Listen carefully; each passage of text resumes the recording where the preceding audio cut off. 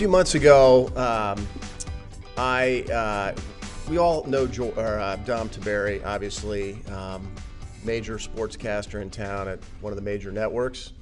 And I, in my occupation, have seen all kinds of tragedy, but I was moved when Dom's family was struck by tragedy just over a year ago.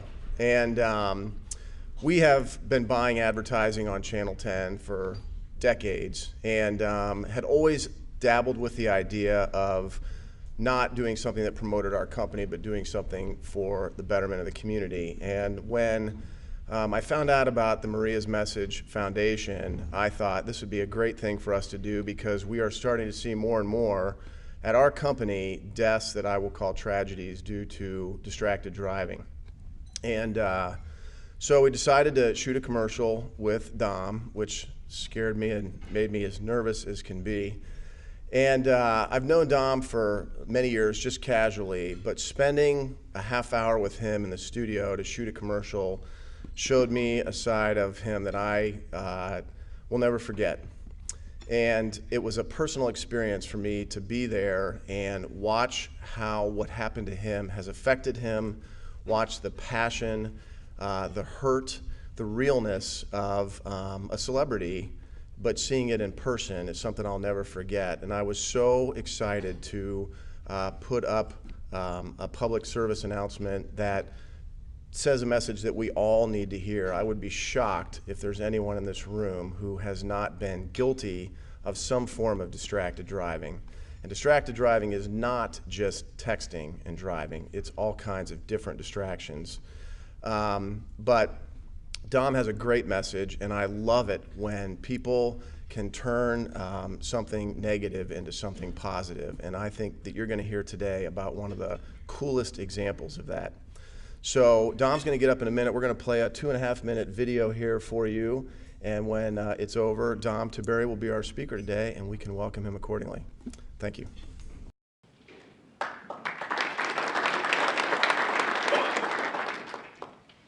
She loved life, and she lived it to the fullest. She just had this light whenever you would talk to her. She brought so much light to everybody. She was bigger in life. She was 5 foot nothing, 110 pounds, but she was like this dynamo. And when she come into the room, she would light it up. This was the nicest person I've ever met in my life. Better person than I ever could be. September 17th is a day that I will never forget. I hate that day. And it's a day that I lost my little girl. I said, I love you, Maria. I love you more, Mom, and she slammed the door, and that's the last time I talked to her. So at 2:25 in the morning, the dog started barking, and I heard a car door. And I said, thank God she's home. The doorbell rings, and Dom went to answer it. And I looked out the window, and I saw 7 policemen standing there, and one of them said chaplain. And as a dad, you know, you just know this isn't good. That's a parent's worst nightmare. He said, I don't know how to tell you this, but she was in a horrible accident tonight and she didn't make it. There's been a tragedy impacting our 10DB family this morning, and we're sad to report that Dom Tiberi's 21-year-old daughter, Maria, died last night in a car accident along I-270. To me, it's like 5 minutes ago. It seems like it just happened. I have a hard time not thinking about that night. It is a parent's worst nightmare, and that's the reason that we have done what we've done. Distracted driving, yeah, it's texting, it's playing on the phone. I mean, it's eating, it's putting makeup on, and we may never know what happened to her. Clearly something happened for her to hit a semi-truck at 53 miles an hour. We can either give up, stay in self-pity, or we can pick ourselves up and try to do something about this. I never wanted Maria to be a statistic. I want people to know that if it can happen to me and my family, it can certainly happen to your family. It is the #1 killer of the age group 8 to 24. I want to save lives. We want to save lives. We don't want to have any more tragedies. It only takes a second to be distracted, and it can happen to anybody. Anybody. You look away, it can happen.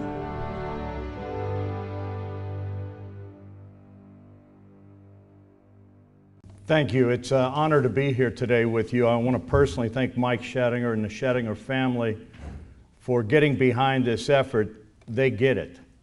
And I'm here to tell you we have an epidemic in this country, and it's called distracted driving. We are all guilty of it. We have all checked the text. We have all eaten while we've driven. I've put makeup on being on TV. It's drinking and driving. It is anything that takes your hands off the wheel, your eyes off the road, or your mind off through driving. And unfortunately, as I said in the video, it is the #1 killer of our kids. It's not cancer, it's not heart disease, it's car crashes. And when I said it's a parent's worst nightmare, we know it is. It's a grandparent's worst nightmare. We as human beings are not built to bury our children. And it was the one thing I always worried about with my girls and my son, something bad happening to them. And I think a lot of it was because of what I do for a living, being in the news business. You see it every day. And I was probably overly protective, and it didn't work. And my wife and I, when this happened, you go through all kinds of stages, the grief. I can't even begin to tell you how bad it is. Maria is the first thing I think about in the morning, the last thing I think about at night, and if I sleep, I dream about her.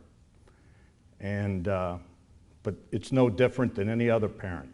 And there's too many of us out there, and I had a choice. I talked about maybe not going back on television because I knew it was going to be hard. Maria's funeral was on a Monday, and I went back to work on Wednesday. And it turned out to be a godsend, because you got to stay busy. But I tell people now, I would much rather be talking Buckeye football, but that's my job, and I now have a mission, and I have a passion. You don't choose this, it chooses you. And I'll be honest with you, I've had some strong talks with God. Why? We don't understand, but that's my mission, and I believe the mission is to try to make a difference. I want to be an advocate for all the other parents out there that have lost their kids, for all the other Marias, but I want to be an advocate for all the parents that haven't. I don't want you to go through this. In this country, heart disease is #1 killer, cancer is #2, and car crashes is #3. It's almost shame on us that we didn't do something sooner. I didn't know that. I did not know that. About 33,000 people die a year in the United States in car crashes, and 68% of them are kids. #1 killer. In Ohio alone, every 7.5 hours someone dies in a car crash. Over 3 people a day. Majority of them are kids. Every 5 minutes in Ohio, there's an injury accident. Had Maria lived, she would not have a very good life. She would have a traumatic brain injury. And there's a lot of kids out there, because our medical science is so much better. People are surviving, but traumatic injuries, missing limbs. We all know someone that's had a horrible accident, and it's happening entirely too much. I've spoken through, we've started 2 things. We started the Maria's Message program. It's an awareness program through my family at 10 TV. I can't thank them enough for all the support they have given me and my family, and I'll never forget it. But the Wolf family, John Cardenas, Michael Fiorelli, they've gotten behind this, and they have helped us so much to get this message out there. To date, since April, we've been to 36 high schools around Central Ohio, spoken to over 21,000 kids, And I put some of these pamphlets there. We go, and they take the pledge with me, and we've had over 20,000 kids take the pledge that they're no longer going to be a distracted driver. The other thing we've done, we've provided defensive driving classes free of charge through Mid-Ohio, and over 300 kids have taken that. And then there's the awareness program. You've seen the billboards, you've seen the television ads, and basically what we're trying to do, we all remember when we were kids, nobody wore seatbelts. And through an education program and hammering it, we don't think twice now about getting an automobile without putting a seatbelt on. And that's what we want with this distracted driving business. Somewhere along the line, the idea of what an automobile truly is, getting from point A to point B, got lost. And now we want to be able to do all these different things in the car, and there's a difference between us. We shouldn't be doing it. None of us should, because our kids are watching, and they learn. And we're, like I said, we're all guilty of it. And if you see someone doing it, if you know someone doing it, tell them to stop it, because the kids are watching. We need to set a better example. But there's a difference between someone like us that's been driving for 20, 30 years and a kid that's been driving for 2 months. And you know, the reason they have these laws on the books, like you can't have a bunch of kids in the car because bad things happen. You look at the tragedy that happened at the beginning of last summer in Johnstown, 5 kids in the car, age 15 to 17. Not supposed to happen, but they did. They're out for a good time. And they're thinking, man, we got the whole summer driving down the road, going too fast. 16-year-old boy lost control, had his license for 2 months. Kid hit a tree, the car broke in half. 3 kids in the back seat didn't have their seatbelts on, and all 3 of them killed instantly. The dad of the boy got a hold of me and, you know, asked me, how do you get through this? I wish I had something I could tell him. God bless him. My heart breaks for those people. And it's just happening too much. And it's just crazy that it keeps happening. When I go to talk to the kids at the school, I tell them that I'm an advocate for moms and dads. You know, I heard a smart lady one time when my kids were growing up speak, and she said, no means I love you. And I believe that so much. No means I love you.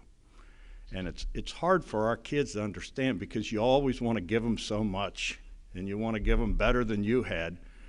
But somewhere along the line, they need to realize that we were all once 16 too. And, you know, every time my girls would leave the house, you worried sick. And, you know, September 17th, I said, I hate that day, I really do. It was a normal day like any. Maria had worked all day at the B-Dubs in Powell. Came home, and it was about 9:30, and she was telling us that she had to go to the library to study with a group at Ohio State. And I said, Maria, you're not going to the library at 10:30 at night, come on. And she had moved back home with her sister, Kelsey, and I was really tickled they were back home, because they had been living down on Chittenden in the OSU campus area, going to school down there. So they were back home, and I'm going, thank God my girls are home. And I said, Maria, you're not going to the library. And she said, Dad, I'm 21 years old. When I moved back home, you said there'd be no restrictions. We called her the attorney for a reason. She could argue. But I said, okay, Maria, go. But please don't be late. I'm going to wait up for you. So I sat downstairs in what I call my worry chair. And, you know, it was getting later, and I wanted to call, but I did tell her that when they moved back home, they could come and go as they freeze. They could be adults. So I just waited and I waited. And like I said in the video, about 2:25 in the morning, the dog started barking. I heard a car door shut, and my heart went like all of us that have had kids did, you know, when they come home late. And then all of a sudden the doorbell rang 5 times real fast. And I'm going, oh my God, she forgot her keys. Why would she do that? And, you know, my wife Terri had to get up at 4 o'clock in the morning and go to work. So I walked down the hall, and I just had a weird feeling as I walked down, and I looked out that window, and I'll be honest with you, looking out that window and see them 7 policemen standing there. And, that's something, I've got some things in my head. That's one of them. And I opened the door, and the chief of Dublin, who's a dear friend of mine, was there. And, I'll never forget when he said, "Did Maria drive a red car?" And I said, "Yes." And he said, "She didn't make it. She was in a horrible accident." And I didn't know at the time what we found out later is that, she left the house at 10:38. And, the statistics are out there. Our friends in law enforcement, put out there that if you're going to be in an accident, you're going to be within 5 miles of your home and all that. Maria wasn't even 3 miles from our house. She was on 270, had been gone 5 minutes maybe, 10:43. And for some reason, there was a semi-truck barely moving or stopped in the center lane. And she slammed into the back of it at 53 miles an hour. And we don't know what happened. We know that her system was clear of drugs and alcohol. We know that she wasn't on the phone. We know she wasn't texting, but yet something took her away from whatever and forced her to, she hit that car. And I think the point, one big good point to make is it's not just texting. In Dublin, we had 3 tragic deaths in a 6-month period, and not one of them, those kids that died, were texting. And texting's bad, but so is drinking and driving. So is playing with the radio and driving. And so is anything else that takes your eyes, mind, or hands off the wheel. I've always prided myself on being a tough guy, but I will be honest with you. Having to go to the hospital and see my little girl laying there, and I wanted to bring her home so bad, and I couldn't. And that's the thing. I tell the kids there's nothing cool about death. There's nothing glamorous about it. And as parents and grandparents, we're here to be safety nets. We're here to give our kids second chances. I always told my girls, Dad's going to be there to protect you. And I couldn't bring her home.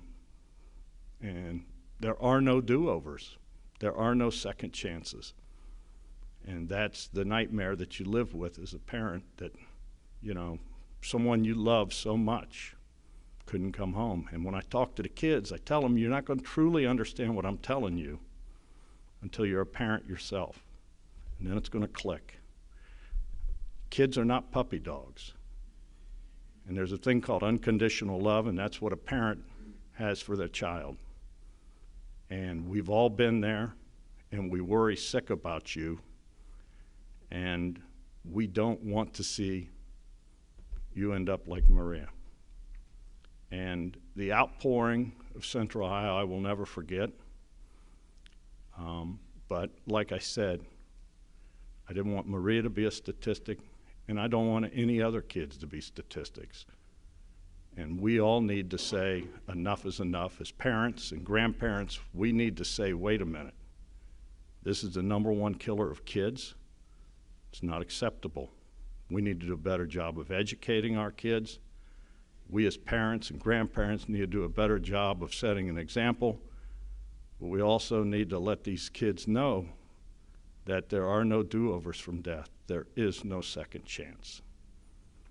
And, besides the Maria's Message program, we've also started the Maria Tiberi Foundation, my wife Terri and I did. And we feel like there is a need for better education.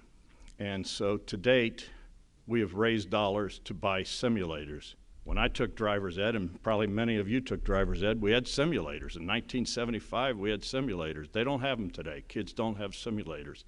And hopefully there'll be some changes coming in the future that we can, get some better education for our kids. But what we have done, we bought 5 initially. They run about $15,000 each. We have 2 with Channel 10 that we take around, and then we donated 3 of them to ODOT, which gave me the idea, so they have now 7 of them that they take around, put in schools. We just wrote a check for $108,000, and we're buying 8 more. And we're in the process of working with the Columbus Police Department, Dublin, Westerville, Newark, New Albany, and I believe I'm missing a couple, but we're going to work with them. We're going to work with their resource officers, and we want to get those into the schools so that kids can work on them, can practice on them. They're really amazing. They simulate distracted driving, they simulate drunk driving, and they can allow the kids just to practice driving. And I think the more education we can get, the better our kids will be. If you have grandkids or kids, put them in defensive driving classes. It's the one thing that is amazing when they've taken the defensive driving classes that we've offered through Mid-Ohio, the one thing these kids get right out the chute is they cannot do the maneuvers they're asked with only one hand. You have to keep both hands on the wheel.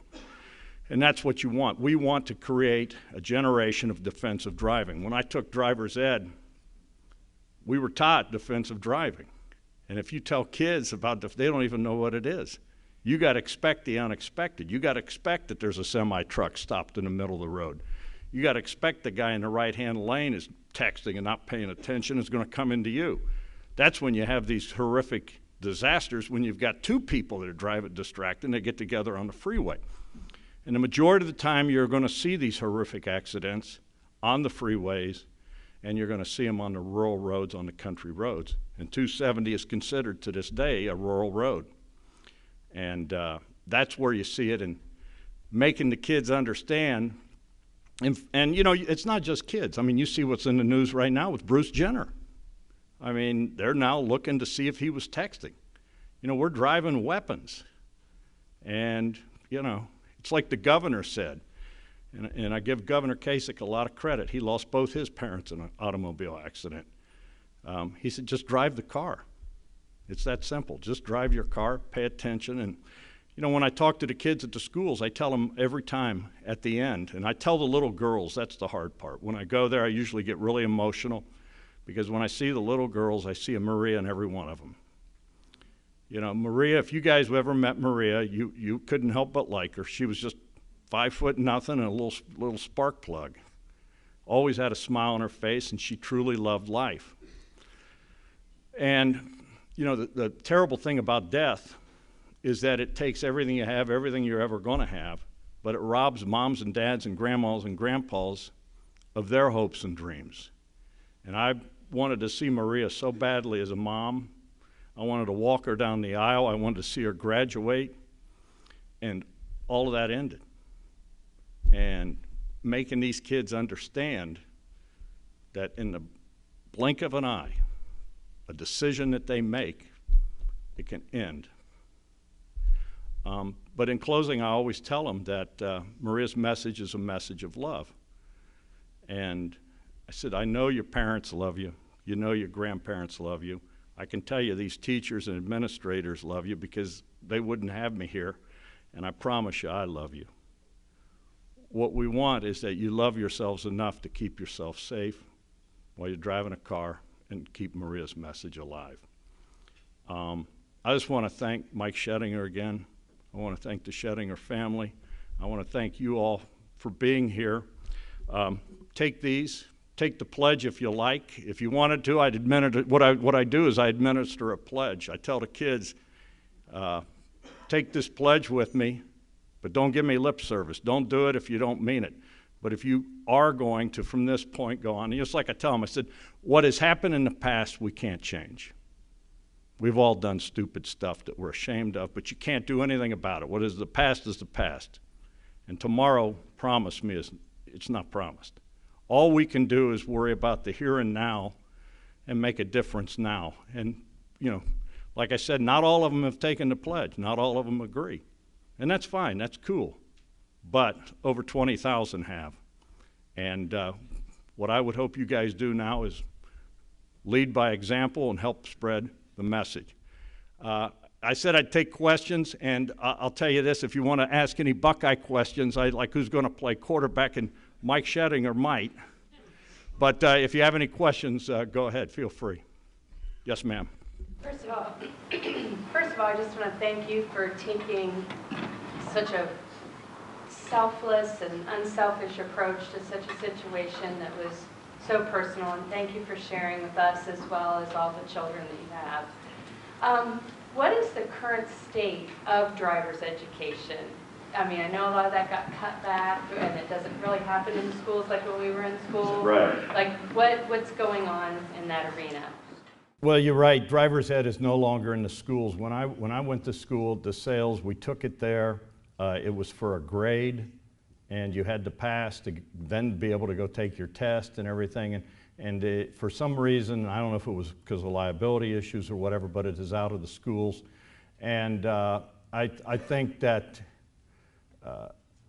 I don't know, I just think it needs to be a lot better, and I think that there's some people that realize that, and hopefully change is coming, is all I can say. But basically, there are, I guess they're private companies, and don't get me wrong, there's some good ones out there, but I just think the more education you can do, and I'm a strong believer in the simulators. I think that simulator training is very important. I know law enforcement requires it. I know that if you want to fly an airplane, it requires it, and you know, I think that we need to do more before we put a 16-year-old kid behind the wheel of a car. Yes, sir. Well, would you mind administering the pledge to us? No, I'd love to, if you'd like to do it, you know. All you have to do is read after me.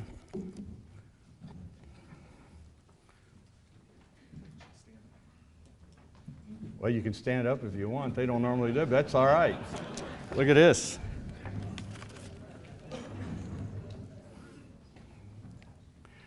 I pledge to keep my hands on the wheel.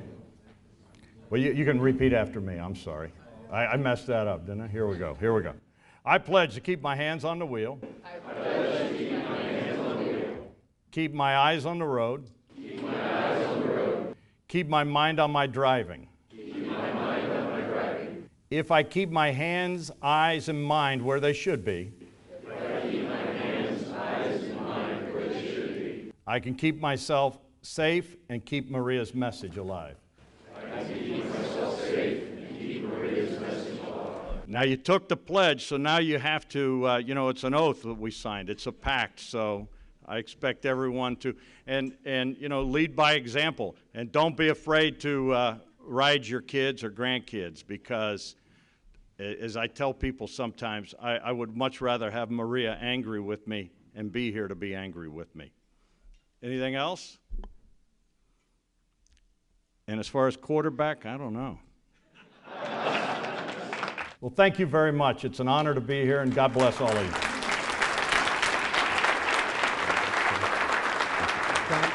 Thank you very, very much, and I empathize with you. This is a gift from Argo and Laney for coming and speaking to us. God bless you. You didn't have to do that. Thank you.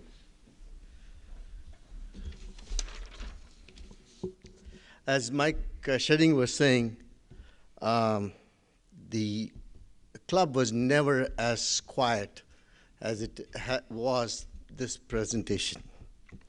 Thank you.